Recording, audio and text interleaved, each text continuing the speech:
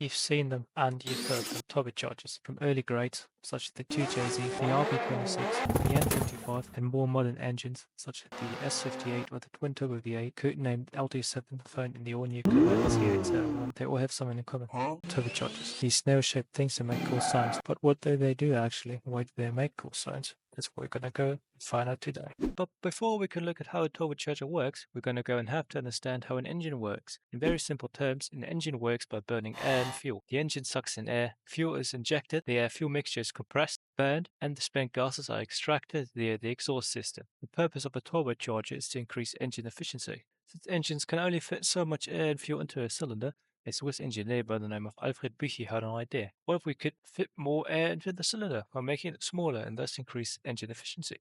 In 1905, Büchi registered his patent on the turbocharger. It works by compressing air before sending it back to the engine, allowing more air to be forced into the cylinder since it's been compressed, aka made smaller. Think of it as trampling on your wheelie bin so you can fit in more paper. If you step on the cardboard, it's compressed, allowing you to fit in more cardboard, similar to how a turbocharger compresses the air. Right, so now we know what a turbocharger does, but how does it do it?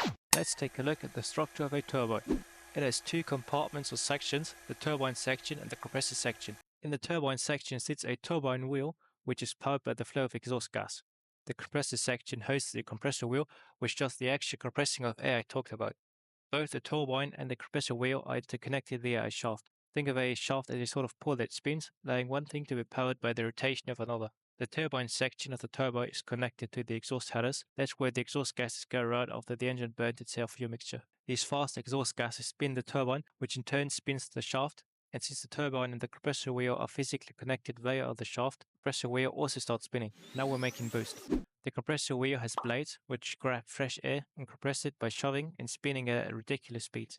The rotational movement of the compressor wheel compresses the air, but it also causes induction of fresh air, so the turbo can't run if it doesn't have any air to compress. The turbine shaft compressor assembly can reach ridiculous speeds of up to 300,000 RPM, causing quite the heat buildup inside the system. This also affects the air that is being compressed. Since the oxygen portion is greater in cold air than hot air, the now compressed and up to 200 degrees Celsius hot air needs a way to cool down before being sent back to the engine. This is where intercoolers come into play. Usually they are mounted at the front or below the radiator, and they have their own separate cooling system. Hot air from the turbine flows through the intercooler, where it's cooled down to about 50 degrees C, much more suited for performance increase because cold air has a higher oxygen percentage needed for increasing power output. After passing through the intercooler, the compressed air is transported back to the induction system, where it is sucked into the motor. That way we can fit more air into the engine than what should be possible, meaning we can add more fuel into the mix and thus make more power. As such, turbocharged engines have the ability to increase power output without needing to increase engine size. Adding turbos to a car is kind of like cheating by getting more out of the engine. Since engines make power by burning air and fuel, having the ability to burn more air and fuel enables turbocharged engines to make crazy amounts of power. It is really hard to get an all-motor engine to 1000 horsepower without adding some sort of forced induction like turbos or superchargers. That's why pretty much all 1000 horsepower cars you see on Instagram, Shorts, or TikToks have been turbocharged, simply because adding turbos enables you to add a ridiculous amount of power to your car. There is a saying, there is no replacement for displacement, referring to engine size. However, putting turbos on their cars has enabled manufacturers to produce smaller, more economic engines, which make the same or more power than a larger naturally aspirated engine. As an example, the S58 3-liter turbocharged inline-six found in the G-series BMWs makes 510 horsepower, more power than the 7-liter naturally aspirated LS7 V8 found in the C6 Obviously, you could say that's an old engine. The 2024 Mustang Dark Horse, with its naturally aspirated 5.0 Coyote engine, puts out 500 horsepower, despite being nearly twice the size as the S58, all thanks to turbos, equalizing the S58's obvious size disadvantage.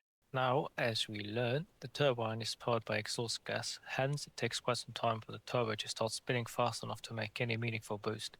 This is called turbo lag. Let's say we have a turbo that reaches its peak speed at about 4500 RPM. This means that until this point, the engine runs exclusively on what it can produce without forced induction. Obviously, this is bad since that leaves us with a huge shot of nothing at the peak of boost to make any meaningful power. This can be potentially dangerous on cars with huge power numbers since if you're flooring it and suddenly all the power is up there once your rear can break out. Obviously, this is a problem.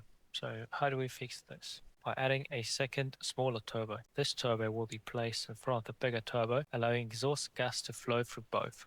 But the main advantage of having a smaller second turbo is minimizing turbo lag. Since it's smaller, lower rev ranges are sufficient enough to get it spinning, that at least we get a little bit of boost before the big turbo takes over, making power delivery so much more linear and predictable. However, of course, this adds complexity and cost to the vehicle, as well as making the engine quieter overall, since the induction noise from the turbo overpowers the mechanical sounds produced by the engine. Now, why do turbochargers make cool sounds? As for the high-pitched turbine sounds, that's simply the turbo and shaft compressor assembly spinning pretty much. Now, as for this usually happens in cars that lack a blow-off valve. Happens after you let go of the throttle. Since the throttle body is closed, the compressed air has nowhere to go and forces its way back through the compressor wheel, where it works against the natural rotation of the compressor wheel, hitting its blades and causing the noise. Now, in cars with blow-off valves, the valve sits in between the intercooler and the turbo. When the throttle is closed, the blow-off valve opens electronically or via pressure lines, allowing the compressed air to escape quickly, making a short, blowing sound, though not everybody likes the muffled sound of a turbo engine.